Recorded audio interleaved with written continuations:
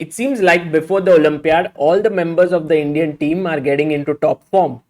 Vidit Gujrathi won the Chess.com's Global Championship qualifiers. It was the first playing event which he managed to win. And in the last round, he played a fantastic game, a very interesting game, which we are going to analyze against the strong Armenian GM Ter-Sahakyan Samvel. After the game ended, Vidit made a tweet, and that was, won the qualifiers to the Global Chess Championship. Crazy, crazy day. Cage fight, time scrambles, nerves. And he finished first. Second was Rasmus Swana. And third was Yaroslav. I think Yaroslav Zerebuk. So let's go to the game and try to see how did Vidit manage to win this. And also last round games are always very stressful because you are in a must-win scenario. d4, knight f6, c4, e6, knight to f3, d5, knight c3, bishop b4. Vidit goes for his favorite Ragozin, queen a4 check, provoking the knight to come to c6 so that the c pawn is blocked. e3, you castle, queen goes back to c2, and now rook e8 is the main move in the position. Now bd2 is the main line here, but Samvel goes for a3. Bishop drops back. That's why the rook had moved. Bishop d2. And now a very nice move, e5, striking in the center. White took, knight takes, pawn takes. He took on f3, gf3, knight d5. This has been seen in several games. And one of the top games is Carlsen versus Anand. Also, there have been other players like Mamedyarov, who has played this with white, Ding, who has played this with black. So quite a top level line here.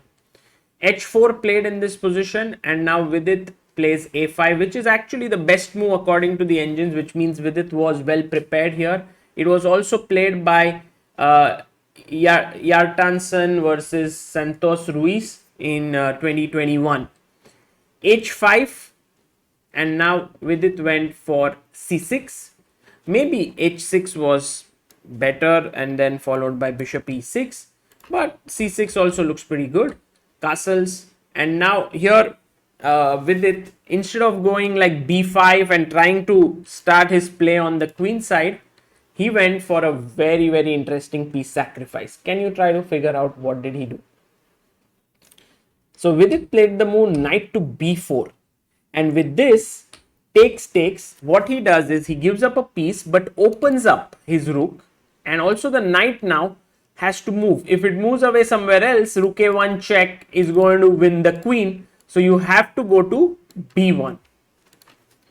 Now the queen comes to f6, which is a nice move. Bishop d3, and this is where Vidit had many options here. I think one plan which Vidit could have done, and which he maybe underestimated in the game, or maybe he didn't like for some reason, was to get his rook to this c5 square. And so in this position, both rook e5 to c5 and rook a5 to c5 are both excellent moves. And black is doing really well, but Vidit just developed his piece with bishop e6. Still the attack is very dangerous, because rook a1 can come in, bishop a2, there is b3 somewhere in the air, and it's overall very dangerous. Bishop h7 was played in the game. A better and a safer idea would have been e4, rook a1, bishop e3, bishop a2, and king d2. Although here it does look very scary for white after queen takes f3, but somehow this seems like you keep your extra piece at least. But the moment he took on h7, king h8, and bishop e4, Vidit had this opportunity of rook a5 to c5 once again, but he played rook a1, and now h6 met with g6, and queen d3 was an important move here.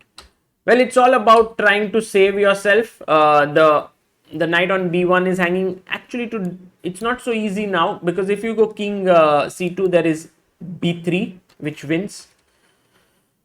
So queen d4 is the only move, and after take, now b1 is defended by this bishop. So you can play take on b1, take on e4, and you reach this position which is around equal. Quite interesting end game. Black is doing fine.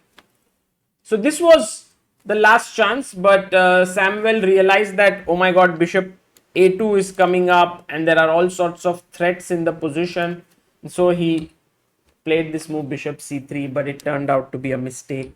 Vidit took, queen takes, pawn takes, check, king moves, and now bishop b3. Very nice move, because if you were to take on a3, I would take on d1, rook d1, and very accurate move, rook d8 wins. Next, I can also pick up the knight on a3. The rook is also hanging. So king e2 was played in the game. Well, if you went rook d g1, I have check, and bishop b2 with the idea of bishop c3, which is winning. So king e2, bishop takes d1, rook takes d1, bishop c5 by Vidit, rook d7. Well, this is quite easy. He's exchange up, and knight b3, bishop b6, and he blunders the rook, and Vidit went on to win the tournament. So a nice game, and I hope you liked it.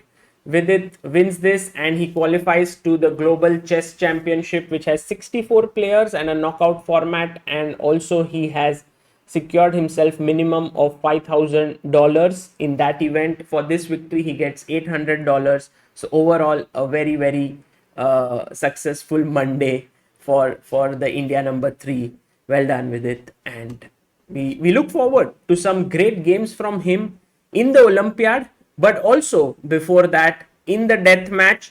As you all are aware, I just wanted to let you know about the death match that is taking place between Vidit Gujrathi and Anish Giri, and if you haven't yet booked your tickets for that, please do so. It is happening in Mumbai, and I will put a link in the description so that you know more about it. It is also an event where you can check out. There's also a rapid event preceding it, and you get to play in a simul against Vidit and Anish. For now, this is Sagar Shah signing off. Bye bye.